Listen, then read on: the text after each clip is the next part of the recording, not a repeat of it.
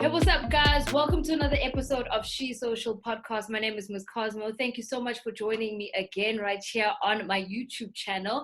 I appreciate all the likes. I appreciate all the subscriptions. So keep on subscribing and commenting, and of course, letting me know who exactly you want me to speak to. Today, I'm quite excited about my guest that I have. I do have two very special ladies, and of course, because it is August, we're going to make sure we come through with fire interviews as well. So I do have Gigi LaMayne, who will be joining me a little bit later on in the show, but we're going to kick things off with Zanele Potelwa. Hey, Z! Hey, Miss Cosmo. I'm so excited to be here. How are you doing, my love? I'm good. How are you? Oh, trying to find the positive light of lockdown, the weather seems to be changing on us. It keeps coming, it gets cold and then it's warm and then it's cold and then it's warm. But on top of that, we're stuck inside the house. There's just too many things happening. But, we're here. All right. So, Zanele, I am quite keen to actually explore your story with the rest of the She Social viewers, purely because I think you're one of those people who have sparked my interest from a very early stage. I remember the first time I did an interview with you on Tax FM, you were quite excited. You were like bursting with energy. And it's just one of those things that's still very rare, because I think a lot of people come to Joburg and they're just like, I'm going to make it. And then you were just like, well, let's just try and see where we go. Wait, can I please say, you remember talking to me on Tax FM? Why would I forget? Because you do so many interviews, dude. So I was like, oh, it's just another. Yeah, but I remember you interviewed me twice.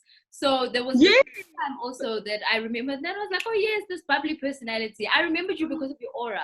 And that's probably why I have you on for today as well, because I think your career is definitely on a positive trajectory, and I think people definitely have to keep their eye on you. So I wanted to profile you and for people to get to know Zanele Potelwa just a little bit more. So you do have a radio background. You do have a radio background, obviously mentioning Tax FM. But where is Zanele from? Who is Zanele? Ooh, so when I get this question, I always say, Zanele is umadlamini, uzizikazi, uchavakasitatu, yeah, all of that. Because I am an Eastern Cape girl through and through. I was born in Mthatha from Blota Etuja, and I was raised in East London. And funny enough, I never actually wanted to come to Gauteng. Now my job requires me to be in Gauteng.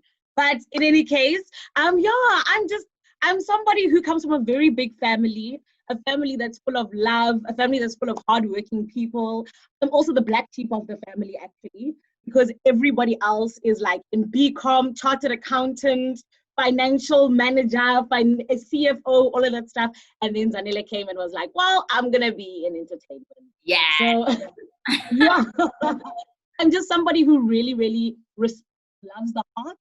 And I'm somebody who more than anything loves people. But when you were at Tax, what were you studying? Because I know it's always the case where, especially with a lot of entertainers, where it's like you come from that type of background, that type of family. So you're also like, okay, yeah, pressure. Let me go and study something serious. But then on the side, you're kind of like doing your own thing. What were you studying at Tax? So I actually, when I started in first year, I wanted to be a doctor. So like, I promise you, I wanted to be Dr. Zanele Potelwa, and I obviously, my marks didn't want to be a doctor when I left high school. So I was going to go the BSc route. So I did first year in BSc, but then halfway through, I was like, no ways, guys. I'm not going to be doing chemistry and physics and stuff. Like, it's fine. And then I decided that I don't think it's for me, and rather I go into a BCom, because economics was something that had sort of sparked my interest. And I'd also done even like a whole lot of, what are those tests? Those psychometric tests, yes. And BCom came out and I was like, okay, cool, let's go do a BCom. And even then I went and I did 1 year of accounting sciences, because I was like, let me do the really difficult one and I'll figure out what I want to do later. Then economics was the one that came out strong. And that's what I was pretty much studying. I was doing a BCom major in economics and business management. And I then joined, I think in second year, and that was when I started doing this. All right, so you say that in second year you found Tax FM, but you were still a BCom student. So where does this kind of leave your studies now? Because now you found your love, you found your heart, you found your entertainment spark, which is in radio. And now you still have to be crunching numbers to pass your exams. Yes. So this is the thing that I actually, even when I joined Tax FM, I still didn't know that I wanted to do radio. I was like, this is just for fun. Yeah, that was me. I was like, it's just something I'm using because I used to do public speaking in high school. And I was like, let me do it again in varsity, just something on the side. Then when I went and I did the 5-day mentorship at 5FM, that was when I think, and even then when I went and I did that 5-day mentorship, I still didn't know I wanted to do radio. I was like, let me just go expand this thing. I promise you. I was like, let me just go expand it. Then when I was at 5FM and hanging out and seeing the cosmos and tandos of life, and I was like, okay, maybe I can actually do this. Yes. And I fell in love with radio there, and also just sort of understanding all the different parts of radio. So that was when I actually then decided, I actually want to do this video thing. So in terms of needing to balance it, one thing I can tell you is that radio really did slow down my degree. I won't lie, because then I did fall in love with radio. I promise you, I'm still finishing my degree to this day, guys, but I'll finish it. I'm like 5 modules away from finishing. Yes. So, yeah. Yes. Thank you. But yeah, so it did slow down my degree a bit, even affecting my grades to some extent. Hence, I left Tax FM at some point. And that was when I had enough time to then hang around at 5FM and go to all the events and help out at like ticking people off the guest list, drawing up guest lists in the office, making people coffee. And that was obviously when I wasn't at school. So I'd do it when we either had weekends or if like I just had a day that wasn't too busy. Yeah. You knew exactly what you were doing, because subconsciously I think you were kind of working towards getting yourself into that space. You weren't afraid to actually do the dirty work, because I think a lot of people expect to be like, okay, well, I've sent my demo, they just need to hire me off the spot and I must just get the job, when that's not really how your direction took with regards to getting onto radio. Because you first decided, okay, let me do the interning thing, like you're mentioning, where you did making tea and ticking people's names off and kind of learning the business. But that was kind of like your grounding rules with regards to getting into the radio space. What was it then that made you then say, okay, this actually might just be it for me? So I definitely think, like I say, I think one of the biggest things, and this is just like a shout out to people like you and Tando, who then made that thing that much closer. That's why I always say representation is so important. Because I was like, there's some black girls killing it in the radio industry. This most 100% means that I can turn it into a career if I want to. Because at that time, I didn't know that I could necessarily turn it into a career. I was just like, I'm going to become an economist and that's it.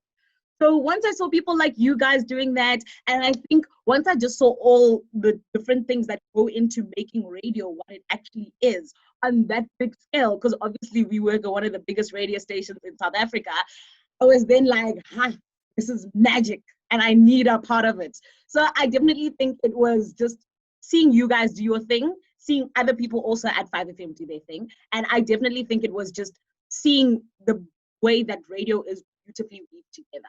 Then you took a bit of a detour. Obviously, you were interning at some point with 5FM, but then 947 picked up the phone and they called you. And they were like, yo, we see you and we want you on air. How did that kind of change the dynamics for you? Because now you're no longer an intern. Now you're actually like, okay, I'm presenting myself on radio every day. Yes. So, Kazi, can I tell you? Because when I moved to 947, I was back at Tax FM now. Because I was like, let me go back and keep on honing the skill. And I remember, because you know the radio awards is where everyone's together, right? All the programs managers, station managers. And from a young age, well, when I started at FM, we were told that that's the place to be, where you can network and everything like that. Literally on the Wednesday, I was like, guys, I'm going to take 1,000 rand and I'm going to go buy a ticket for these radio awards because I want to go meet the station manager of 947. I want to go meet the station manager of YFM. I want to go see what's out there. Literally on the Thursday, the day after, 947 called me and was like, hey, I'm the operations manager. Her name was Connie. And she was like, we want to meet you, me and the station manager. And I was like, what? Like, it was crazy. I promise you, I swear. So they called me and we had the meeting and everything. And I can definitely tell you that it changed a lot for me, because now it was like I'm actually working for my money. Whereas at 5 FM, it was like, okay, Shem, I'll go in this day and I'll decide on this hour. And then all of a sudden, my time was no longer mine. And I needed to make sure that I had a tax number. I needed to make sure that I was getting to places super on time, because if I was late, now I'm going to, be disciplined and things like that. And also, more than anything, I can tell you once or twice, me being honest, I did get into trouble at 947, because sometimes things just don't go right. And there's so much room for error on radio because it's live. So it most definitely also changed in that regard, because now I had a lot more responsibility. Yeah. Where it was like, I'm not speaking to an Anele to tell her what's happening here. I'll be speaking to this person, so I need to make sure that I get the messaging right, I get the brand right, whatever. We were on the ground crew.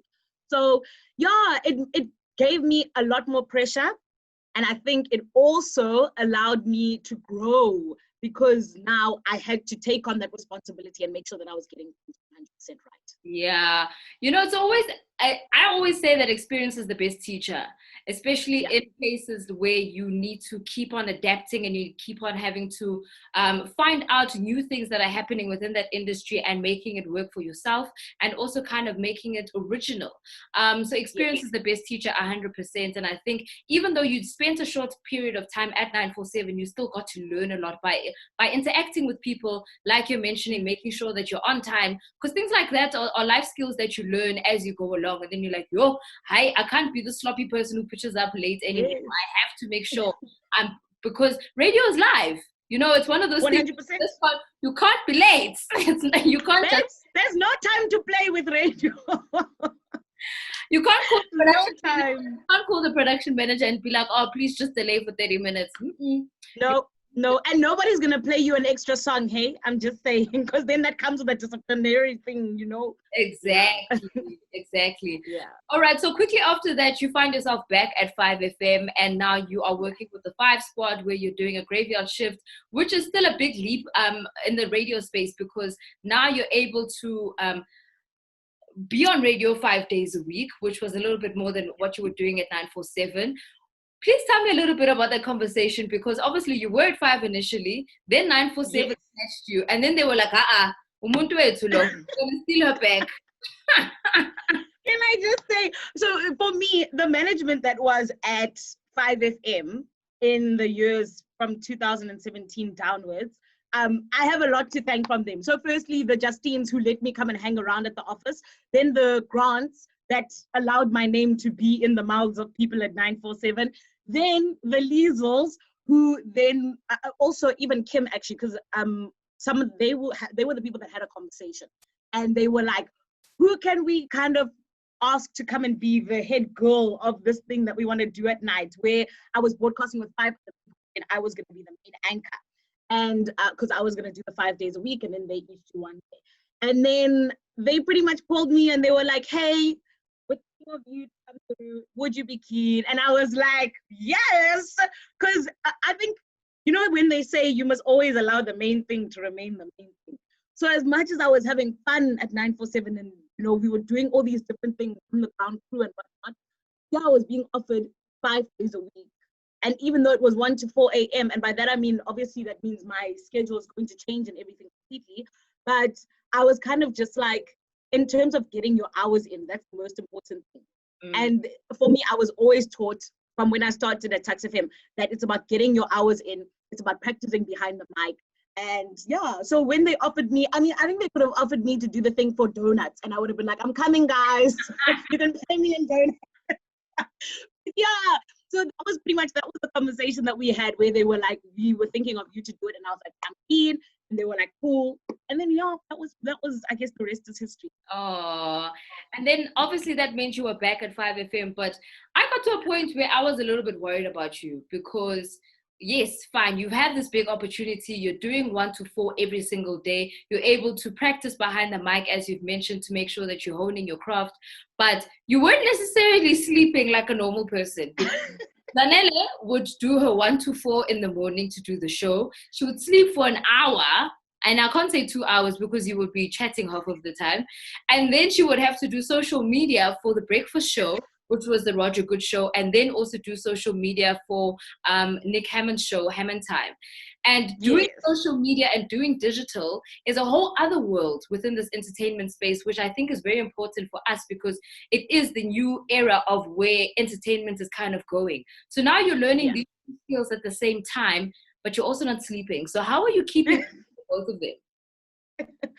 Dude, I can tell you that it was definitely a challenge, because I think more than anything, the only reason it was a challenge was because of time. Maybe if I'd been working from 6 a.m. to like 6 p.m., then maybe. But you know, your body clock is, we're not engineered not to sleep at night. That's when our bodies know to sleep. So that was one of the challenges. But more than anything, I think I was also still learning on the job as well when it came to social media. And that was one of the things that made it really tough for me, that based radio station, because I'd learned so much from there. So when I left to go to 947, I didn't know that how to do social media and stuff like that. Only once I was there was I taught. I can definitely say that foundation helped me a lot in terms of being like, okay, I'm going to try and juggle this thing, because I don't think I would have been able to do it had I not had that solid foundation. And then I can definitely tell you that I think other people really, really helped me, particularly people like you, Noni.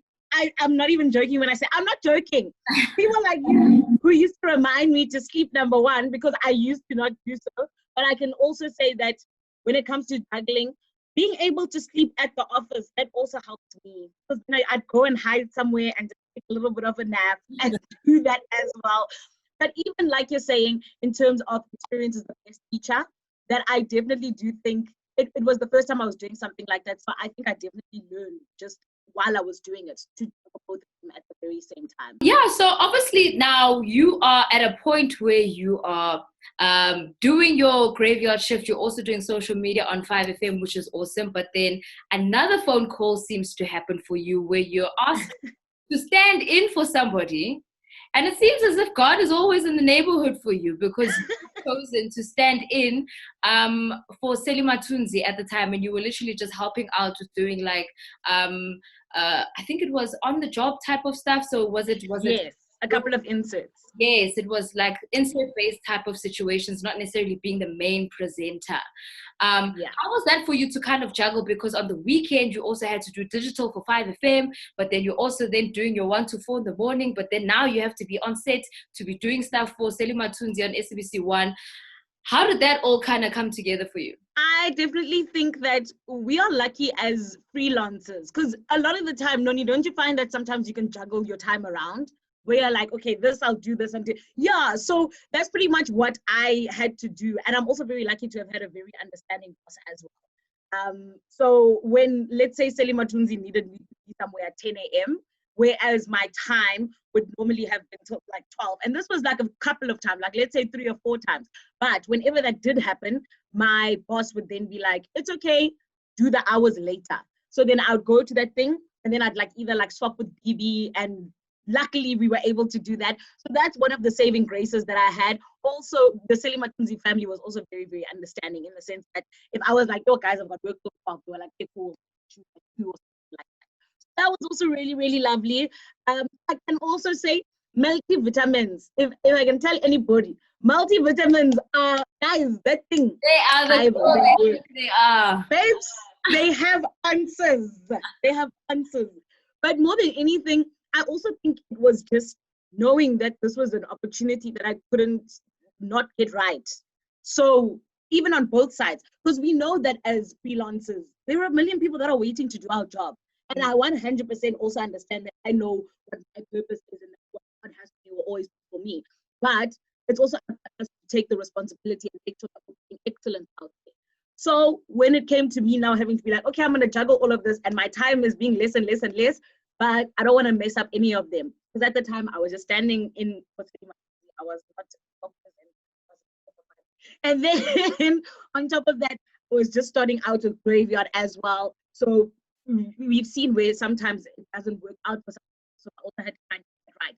So I think it was just maybe the fear of not wanting to get any of them wrong. I feel like that pretty much just told me, like, We Yeah. need to just push. How do you Even when we're tired, we need to. How Yeah. do you think Selima actually got a hold of you, or how do you think that you actually hit their radar for them to give you a call? Oh, so that's because of the what's this thing called? The presenter search that I did in 2017 for SABC One. So they had Mzansi inside a presenter search, and I was the runner-up. And what happened was, I guess 2 years passed, and I think that also it speaks to timing, because there were people who I was the runner-up. There were people who were just part of like the top 5. Some people just like the top 8 in their province and stuff, and they got jobs at SABC One, and I was like, oh, I guess it is what it is, And then come the end of 2019, that was when they called me and they were like, hey girl, are you still interested in doing television? And I was like, yes. And then they were like, okay, cool. Come through. Just like we're just looking for someone to do 2 or 3 interns. At the moment, we can't hold auditions. We're going to at some point, but this is just for you to come and help us out a little bit.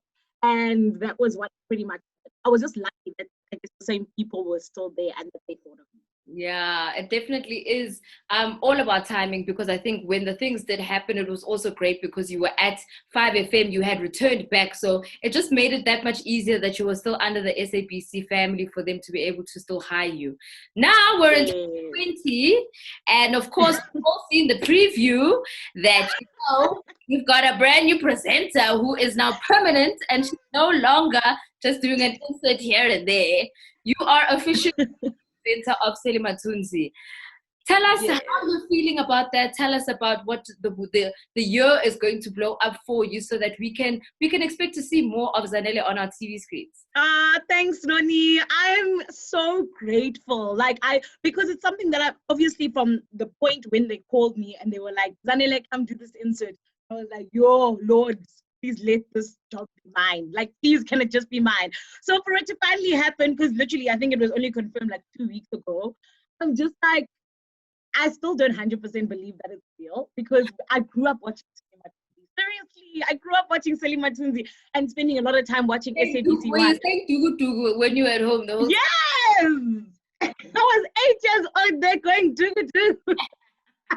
And another thing is, because I have older siblings, they used to love it. So, I was also with them there. Yeah. So it definitely is a surreal moment. I'm so grateful. And it's also so amazing.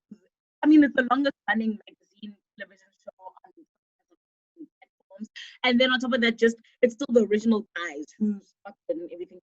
So it's absolutely amazing to be working with legends. And I'm really, really excited just to be part of the team, and also just to see where the show goes as well. Because now that we've got COVID, we've had to adjust the show. Because before it was events and all the stuff, right?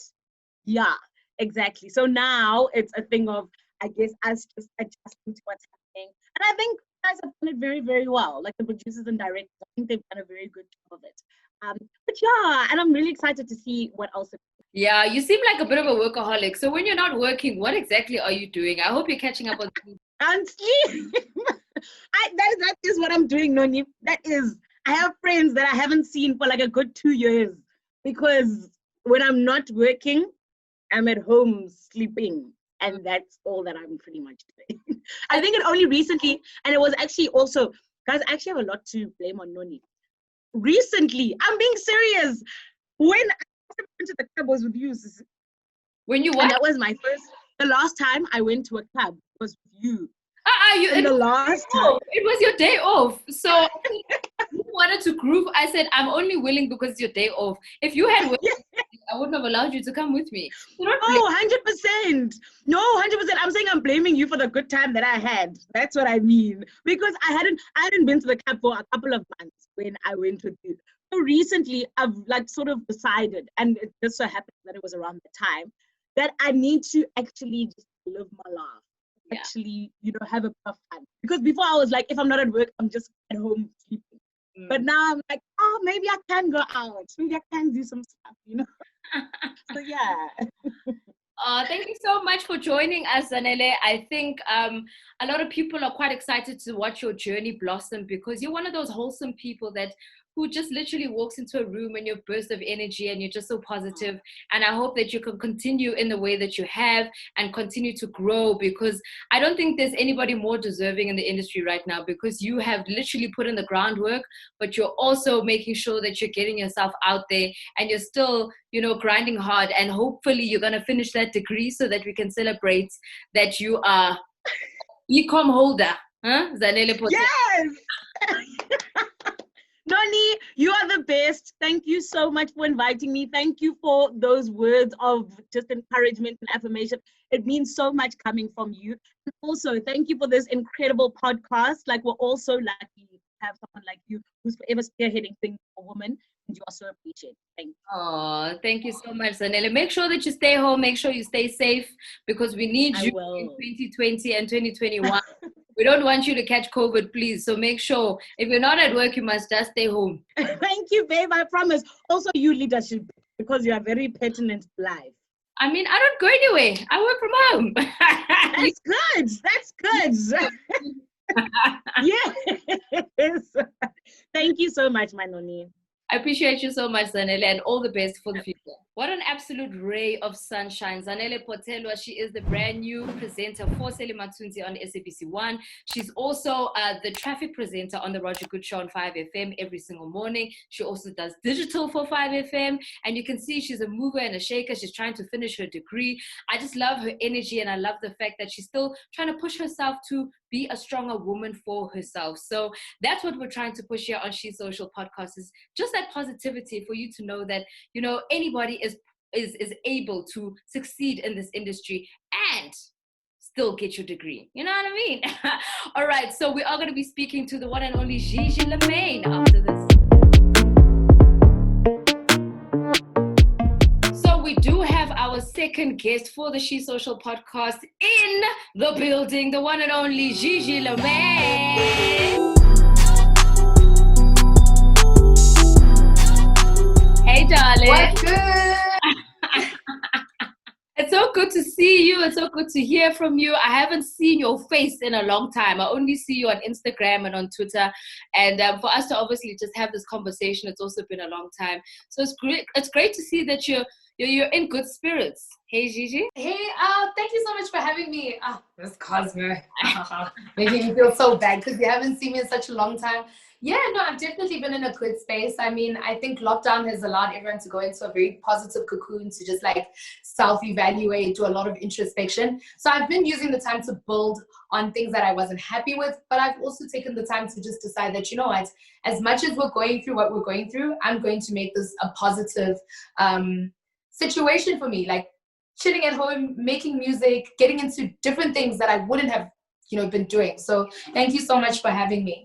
No problem, babes. I'm glad that you're also using this time to be better for yourself and be in a positive position, because I think a lot of people are also kind of still trying to navigate and figure out exactly where they're going with regards to it. Lockdown is very like weird for a lot of people, because it's like, okay, financially I'm a bit crippled, but maybe I can still make it positive because I can work in a different direction. So it's dope to kind of see that you're using this in a positive light, and I'm happy for you for that. All right, so I did want to kind of chat to you just about your musical journey and how you've kind of gotten to being, the power force that you are today. I remember the first time meeting you, you were still very young, still very ambitious, coming through in the hip-hop industry as this rapper who can literally just like outpower everybody. And I remember you were initially signed as well to MFE Entertainment, and also it's quite bittersweet because this past weekend it was the 2-year anniversary of Pro's passing. So I just wanted to kind of get a little bit of a background with you with regards to how you got into being in the game, and also over and above that, even signing to somebody as legendary as Pro Kid. It's been amazing. I always say that I think I'm one of the kids who can say I literally went through artist development on my own, because there's never been such a, like a concept in the country. So I had to kind of like figure myself out. At 16, Pro found me at a cypher. I think it was for Back to the City at the time. Back to the City was still under the bridge, but they were shooting these cyphers. And I remember Captain, who was already signed to MFE, was there, as well as Ginger Troll. And he called somebody to, speak to me. And I don't know if you remember, Miss Cosmo, but like my mom was like my handbag. So she'd be everywhere. And they spoke to my mom and were like, yo, we really think your daughter's talented. We really like to work with her. And literally in the next 2 weeks, like we were on tour around the country. I remember he had a tour on one of his albums, and it was Captain, Red Button, myself and him. And yeah, like him and I just like took to the country. I was very nervous getting on stage. I've always struggled. Anyone who knows me knows like I struggle with being around people. I get super nervous. I struggle with anxiety. And he kind of like told me everything I know from a live, elements, but also ukuthi ungasabi ukuba umuntu omnyama, I think, in your music. Don't be afraid to utilize the languages that you've been taught. I grew up in an environment that was very mixed. So Afrikaans, Mensa, Zulu people, and then there's the random aunt who speaks Sotho. My mom's from KZN. It's just such a mess. And having to navigate around what you really love to do as a rapper, and still being culturally, I don't even want to say acceptable, because it wasn't about anyone. It's about challenging myself. Yeah. I think he's one of the people who really encouraged me to do that. So there's nothing wrong with rapping in Zulu. If you can do it, do it. Like if you feel like you can express yourself better that way, then do that. So it's been, yeah. I mean, I celebrated his passing this year. Yeah. I think I'm quite over the mourning bit, because I understand that he left so many young people inspired. Myself, a Touchline, a Red Button, a Captain, even a DJ City Lights, so many people that he's left to carry on his work. And I think that's what people should look to do with Pro. He was a very happy person. I tandelu 1818. Yes. I tandelu rap. I tandelu my acapella. So let's remember him like that. Yes, 100%. And I like the fact that you brought in the that you grew up in such a vast type of family, because I think that's where it kind of switched up for a lot of people, because then you kind of came in and you dropped Ice Cream when you later signed with Dream Team. And there it was like, okay, Gigi's coming through with Afrikaans. What's going on, Kanti? Gigi's colored. Is she black? What's happening? So give us a little bit of a background from obviously leaving MFE to now becoming this girl who's now, standing out on her own, and she's doing big things, but you're also releasing such an awesome song like Ice Cream. So I think my issue with MFE, and it was never anything personal, was that I did kind of believe I could out-rap some of the boys. So I always felt not that you believed that you knew it, baby girl. We all knew it. So I always felt like if I want the attention that I feel I deserve, I cannot be under Pro's wing forever. I need to get into the space where I create my own MFE, I create my own movement. Young girls can look at me and say, oh, that's this Dominican, she's doing such great things. I can do that. And then I entered a competition. I remember it was like my first jet bits. I entered a competition. I remember on the library lawns with a certain beverage company. And they were looking basically for an ad to go and experience Miami. But there was also going to be like this whole thing with Dream Team. And thousands of us, I remember my friends also entered. And yeah, I felt so bad, because some of my guy friends could really, they're really talented. But then I was selected, then went through a voting process. Then was basically like top 3. Myself, Zinzi Kanisha. I don't know if you remember Zinzi Kanisha, is an amazing female rapper. Okay. As well as, I forgot the other guy, Black P. I think his name was Black P. And we were the top 3. And we performed, and I remember Kuli coming to me and saying, yo, whether you win or not, I really want to work with you. So don't, fret about it. And I think that kind of put me at ease throughout the whole showcasing, because I was like, yeah, Oksaya, Kuli Chana, Utsi, So, and then I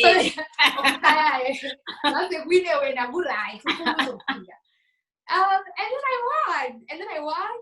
And then I was told about this management company called Dream Team, and they were going to help me do this music thing. And at the time, I remember Ice Cream was already there, but I wasn't sure about it as a single, because according to a lot of people, there's the whole dumbing down concept. And I've always been such a lyricist, in terms of social commentary and stuff. But I just wanted to let my hair down a little bit and just have fun, because there's no point in having a gift if you can't have fun with it, you know. Now you're always like spitting bars and, you know, sometimes you just want people to dance and have fun. Exactly. So for me, that was that. Ice cream happened.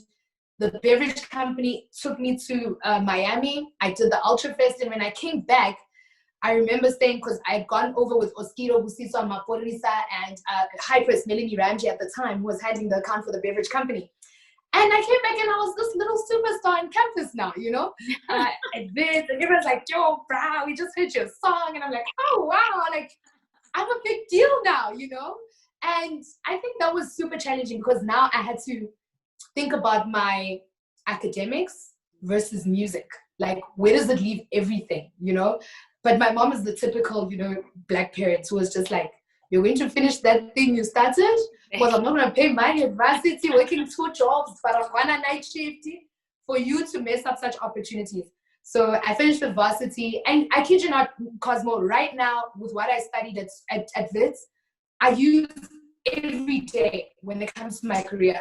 You know, I can sit and discuss things with people, and yeah. So anyway, that was the dream team story.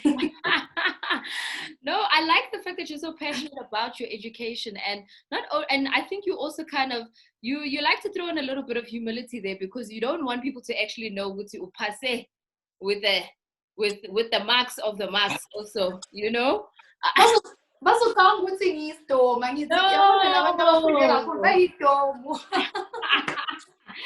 But if you can rap like that, then clearly there's a lot happening inside that head for you to also be able to handle the two, because you've got really, really dope talent with regards to your raps, but also over and above that, then you also did really well at school, which I don't think a lot of people pay attention to, because any other artist in your shoes would have been like, why do I need to continue with school when I've just gotten myself a hit single?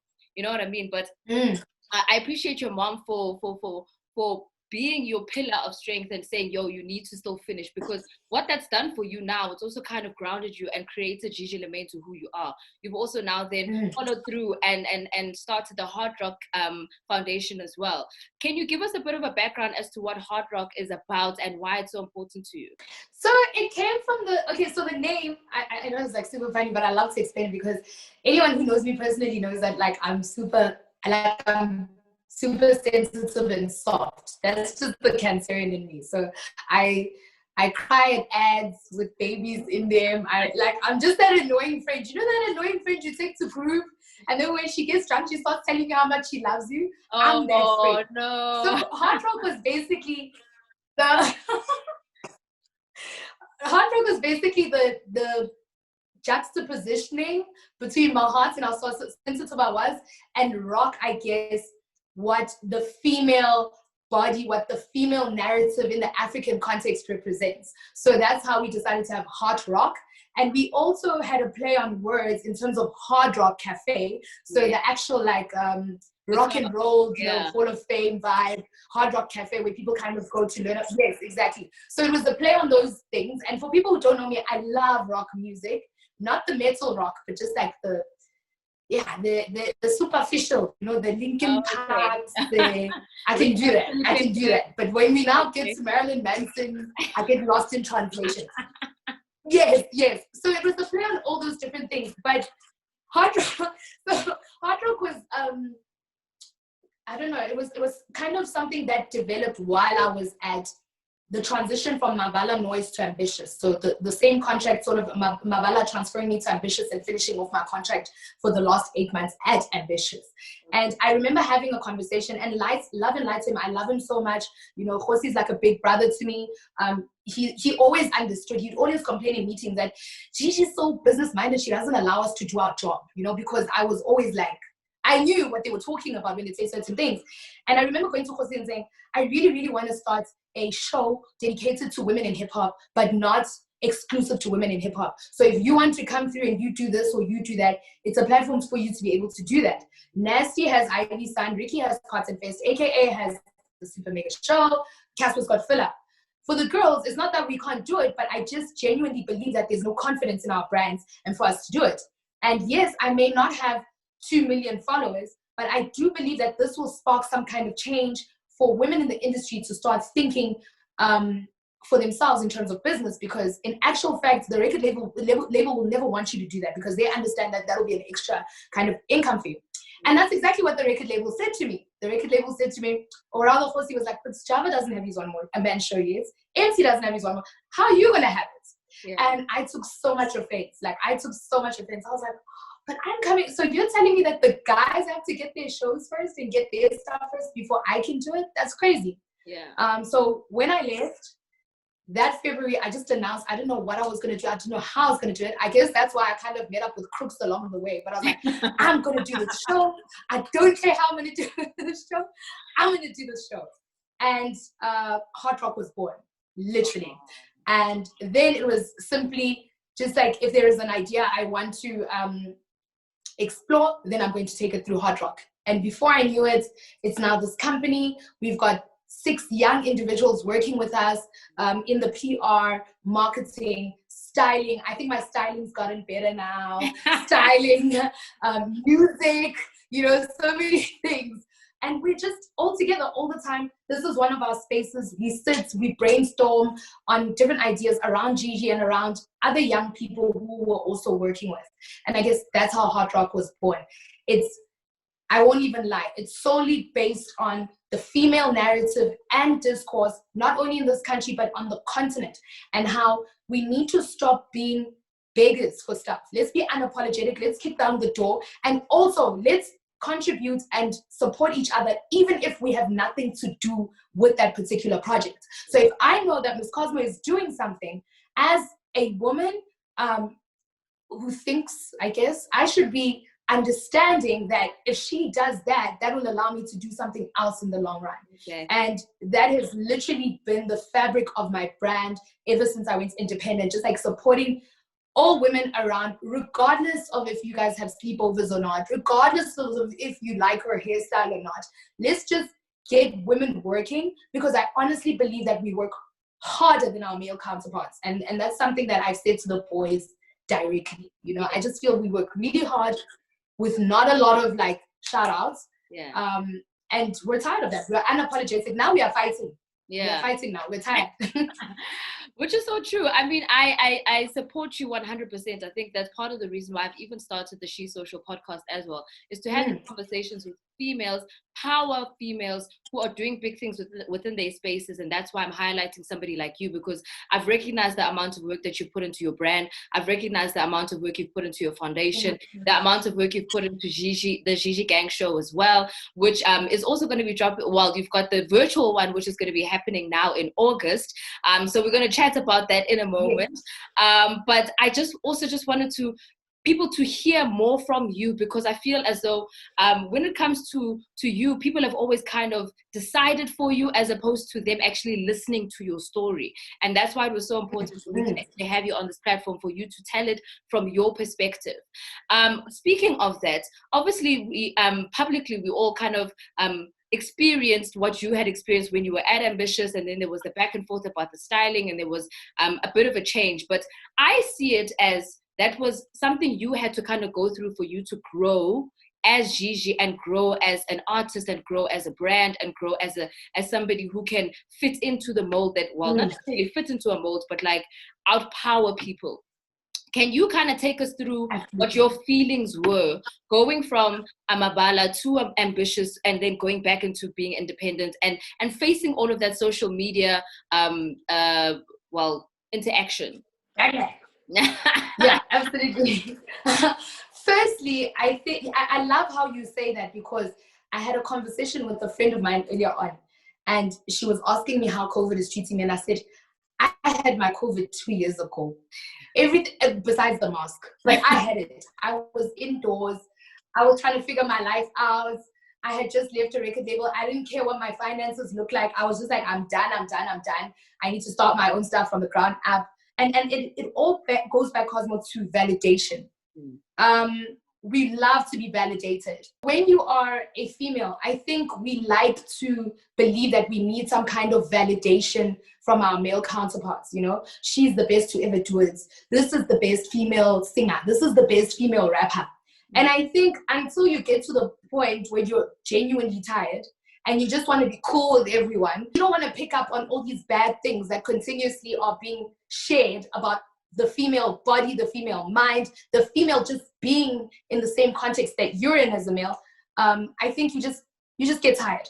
So when I left, I decided that I was not going to get involved with any cliques. You know, I was not going to get involved with, oh, we like this person, or we're team this person or team that one. Like, if we're going to support each other, then it's like, here, at face value, knowing each other and on our phones. But other than that, I don't want any part in it. So, I mean, I stopped even like attending, you know, things that I would not benefit from, you know.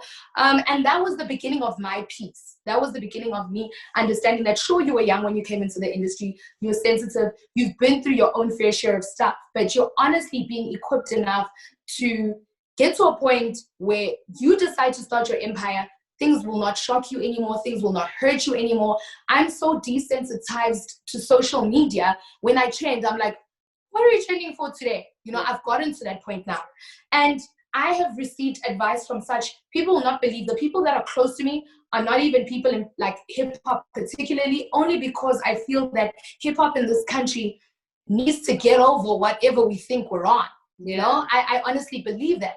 There are some people, and I know people would, like, it would be so shocking, the advice that I get. But literally, like, a Zodwa, a Kelly, a Kanye, a Bonang, those are my sisters. You know, those are my sisters who are not trying to, a Nadia, who are not going to say something on social media hoping that people will see it so that she looks like a good person. She will call me, yo, are you good? I'm actually passing by your place. Do you want us to go and grab some lunch? That's the energy I'm here for. I'm no longer here for the energy that's simply benefit, never mind on your end. And I realized that one thing that all these women have in common that I had not realized was that they're unapologetic. They've all had their stories, you know, in the media that have not always been to their benefits, and where people have not always said the nicest things about them. But I have had the opportunity to learn about each and every one of them as individuals, what their insecurities are, what their vices are, what their pet peeves are, and we work from that with that sisterhood. And it's not a sisterhood that everyone has to share, and we're on the cover of True Love screaming, oh, Tandana. None of that. It's so authentic. And that's the energy, I guess, that I'm here for. I have made mistakes, and my mistakes, I guess, are that I constantly wanted validation from a community that was never there for me, a community that was never for a woman who spoke up, who was dark-skinned, who had an overbite of gums, who was not conventionally beautiful to the system that I was going into. What am I going to do about it? Do I fight or do I flight?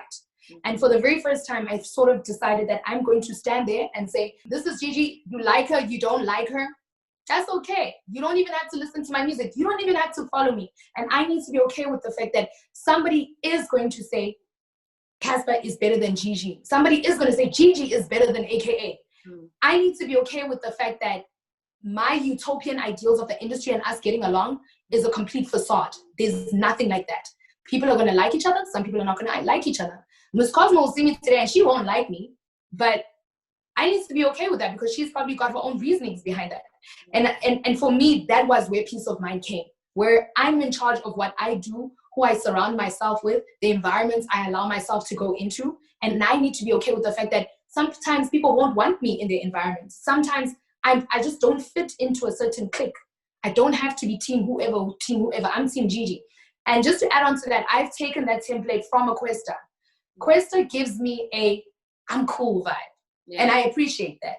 I'm sure he's not perfect, but he gives me a I'm cool vibe. I'm cool with Cosmo. I'm cool with Gigi. Yeah. I'm cool with Aries. I'm just cool with everyone. Yeah. And I'm just about getting my bag, doing what I need to do. And today, some may argue, but I honestly believe that if we were to check in terms of brand equity, Quest is probably going to be like top 3 in hip hop. And it's because of his attitude and how he's decided to bring himself forward. So yeah. I've taken that and I want to be just like Questa when I grow up. I love how strong you've come out of this, like you said, your COVID was 2 years ago, where you kind of had to make a decision for yourself and say, okay, am I going to burn from what is being said about me on social media, or am I going to be above it and try to grow from it and take the lessons from it? And that's one of the things that I've also kind of had to learn over the years, is that sometimes people on social media just want to be mean because they can be mean. You choose what you want to take from it. Are you going to take the constructive criticism, or are you going to then bat an eye to it, because it's not necessarily going to define you for who you are? And I love how strong you've come out of that. I saw this past week you also posted a picture of yourself where you are in a plaster. I think it's like that's it's like body paint. Body paint plaster, and you're basically shaming all of the bad words that are said on social media, and you're saying, I'm a woman, I'm strong, and I'm above these words. Explain a little bit more what that picture meant to you and why it was so important for you to post it now in Women's Month. So I'm going to be honest and say I got that idea from a lady. People can go check her out on Instagram. Her name is It's Boss Chick. And she is actually a female vixen, stripper person. And she's got these little things that she does all the time. So she will do like Halloween or Christmas or whatever. And every time I looked under her comments, there was so much objectification that people didn't even listen to the messaging. And I sent her a text, and she actually introduced me to Brie Biase, who was on the song with the Mojo Jojo song we did in Atlanta. And I was saying to her, I wish you would do a piece like this, you know? And she was like, you know what, we'll link up, speak about it. And the plan was that we were going to do the piece together, because this time, right now, despite COVID, I was supposed to be in Atlanta. So we were going to actually do that piece together. So when we couldn't, I told her, I was like, look, I'm going to try and do this piece. Please, can you help me? Just let me know what I need to buy. And then I got my little cousin who I work with to just think of all the different words that she would like to resonate with or be known for, because she's like an up and coming makeup artist, and you know, she's also on social media, so she sees a lot of the things I go through. So her and her friends painted me the body paint, and then we went and we got all these, you know, different kinds of words: fighter, power, I love kisses, but I'm strong, you know. And we decided to just like put them on my body for the first time. It's not you sitting there in lingerie, which there's nothing wrong with being. Yeah, and that's another thing I have a problem with, especially with the hip hop context, that like women are not allowed to be in bikinis or lingerie. But that's a story for another day, because we all have our different ideals around feminism. And if you want to do that, do that. If you look good, you look good. If you feel good, you feel good. That's where it ends. So we decided to do that. And it was just basically the objectification of the body, gender-based violence, you know, around rape culture, around the fact that my body is my body. I will write on my body. I will redesign my body. I will share my body. And if you don't like it, then you just unfollow. You don't like the picture, keep scrolling. And that is the discourse that I think that is what I was trying to achieve, basically, with the body paint. But there's some other pictures that we're going to be putting out. But it's kind of like the same thing, you know, women owning their bodies. My body is my body. I'm allowed to do whatever I want to do with it. If you don't like it, keep moving. That's so true, man. If you don't like it, keep moving. And I think that's the one theme that has always resonated with me, is that at the end of the day, if I want to portray myself in a certain way, if I want to bring my message forth in a certain way, you need to take it as it is, because we don't question the gentleman when it comes to them saying what they want to say. They can troll and say whatever they want on social media. Nobody questions them. But women always have to be objectified. Women always have to be second guessed. And that, I think, is completely unfair. And I feel it's important for us to be able to own our own narrative and be who we want to be. If it means we're in lingerie, then it means we're in lingerie. If it means that we're in swimwear, or if it means that we're fully clothed and I'm wearing a full tracksuit, then that's who I am, and take it as it is. But at the end of the day, no one can really dictate to you who you are. You are Gigi, and that's what's important. Absolutely. Women have no choice. Like, we just need to shine bright. That's it. Like, just shine bright.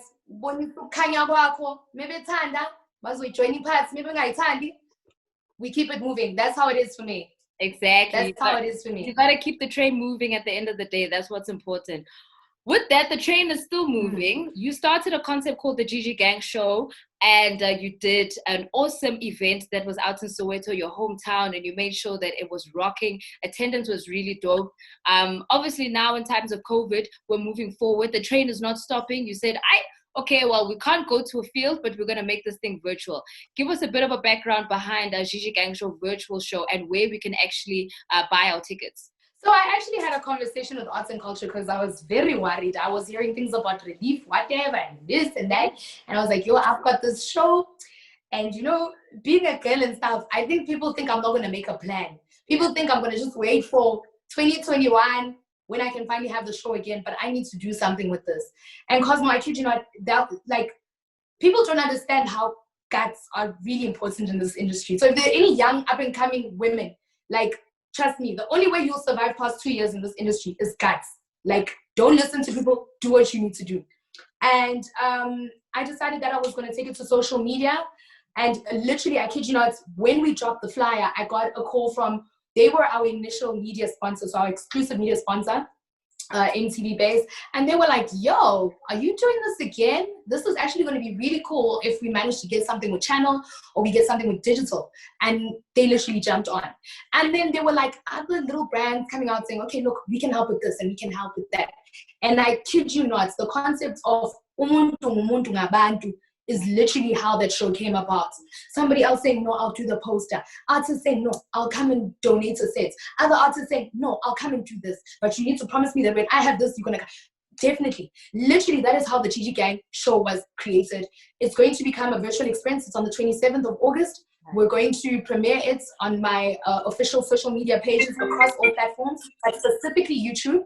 And it's this is really nice because we're having conversations and we're having concerts, and then we're also having just like little quotables by some of our favorite Mzansi stars. A conversation people would definitely like to listen to is the one with Bougie. Very nice, very insightful.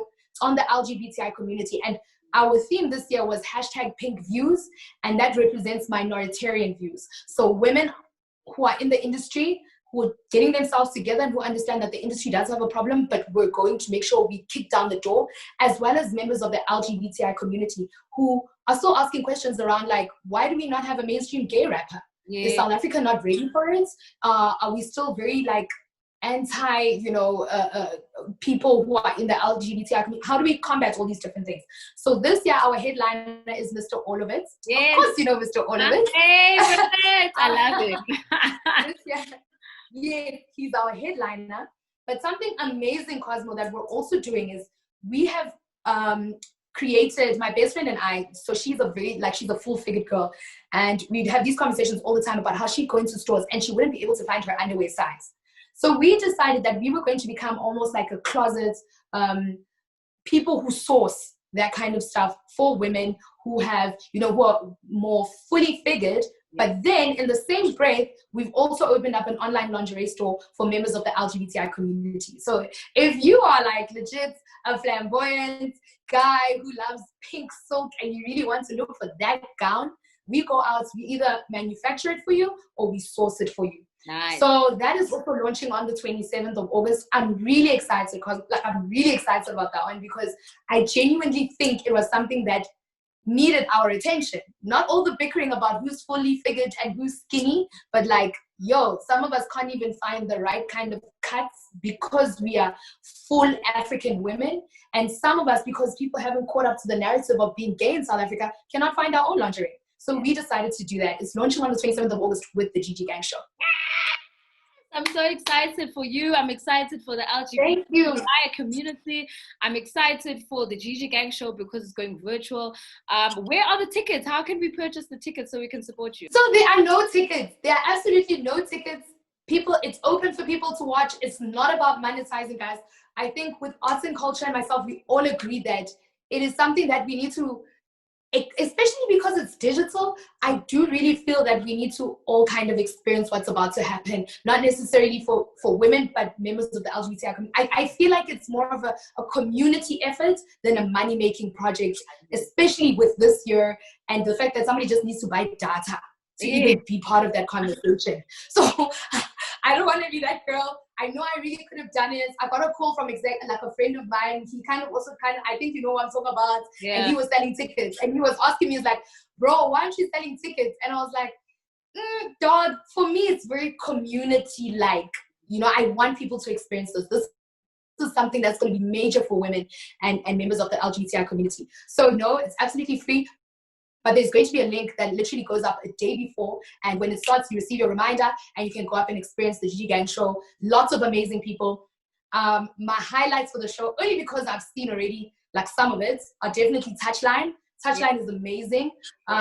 Black Les also did something very, very nice. And there is a new jazz singer. He's also part of the LGBTI community, and they call him Kelo K. He was part of the Jazz Fest, I think it was the Standbank Jazz Festival last year. And he's also going to be showcasing on the show this year.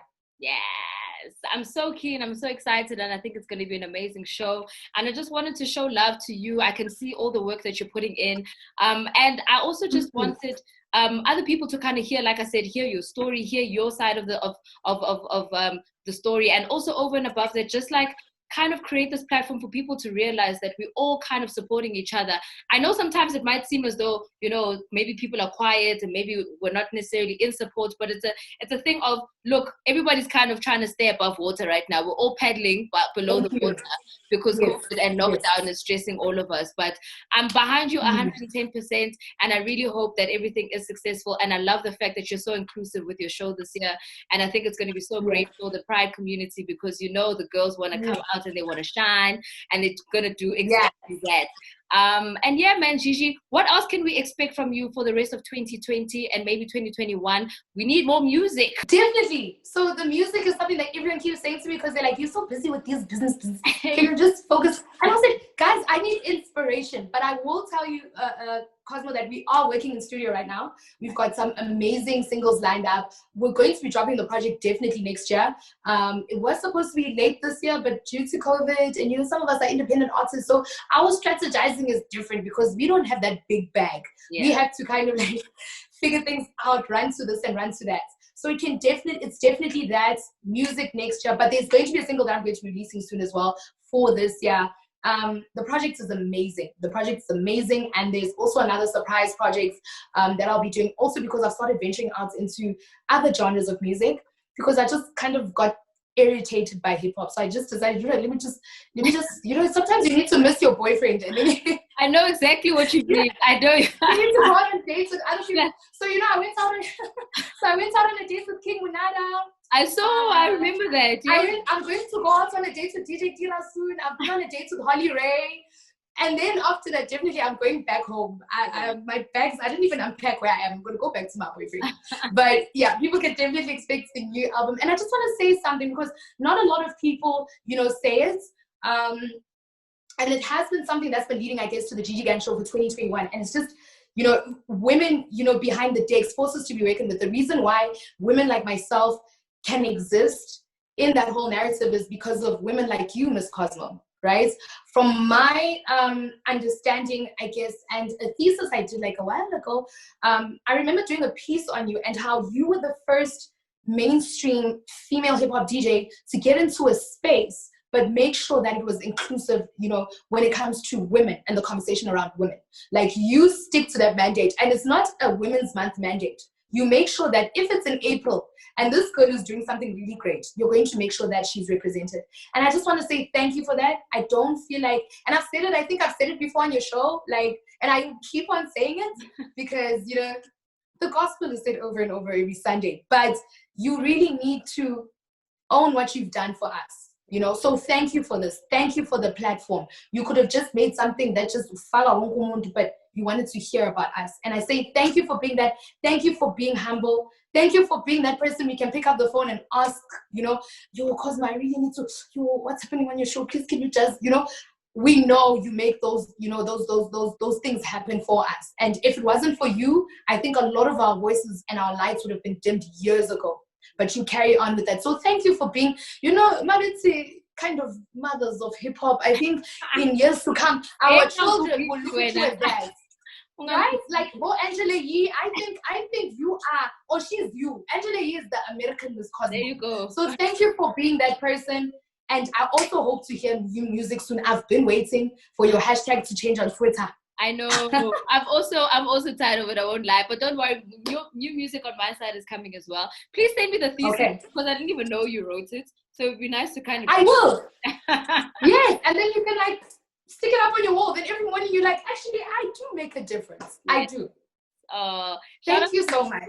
Shout out to you, Gigi. Thank you for your time. Thank you so much for your effort. Thank you so much for all the work that you're putting in behind the scenes and all the work that you're doing to try and empower people who feel as though they don't have a voice. And that's why I think the Hard Rock Foundation is so awesome, as well as the Gigi Gang Show. And we're going to support you 110%. And of course, when the music comes, we're going to bump it loud and proud on the radio as well. Thank you so much. Thank you for your time. Thank you. I know you've been in a bit of a space with regards to, you know, feeling sick here and there, but I like that you still, you know, you got up and you got the energy and you still joined us on the show, because you got to keep moving, girl, you know? Yeah, and everything is rosy timing. Everything is rosy timing. So it's okay. Everything is rosy timing, but you know, at the end of the day, they want what's best for you, and that's what's important. True. Thank you so much for that. Very true. Thank you, Gigi. Thanks, Cosmo. Thank you. And there you have it. That was Gigi LaMayne, our last guest for today on this episode. What an inspiring story. So much to say. And I know I didn't get into like the really nitty-gritty details of what she had kind of gone through. But I think, you know, with time, sometimes people just want to kind of move past it and not necessarily dig back deeper into the dark past of what they've kind of dealt with. And it's so great to see that her light is still shining bright and she's so positive and she's moving forward. And that's what's so important for us as women, is to have these conversations, to realize that you can go through something really bad but still move forward and see something brighter for your future. And Gigi is one of those people who emulate that. And I just wanted to thank her for her time. Thank you again for joining me here on She Social Podcast. Please do join me again next week, Wednesday, where we'll be having more conversations around women, the music industry, the creative industry, and how they're impacting us on a daily basis. Please remember to subscribe as well as like this video. And of course, comment to let me know who else you want me to speak to here on the She Social Podcast. See you again next week.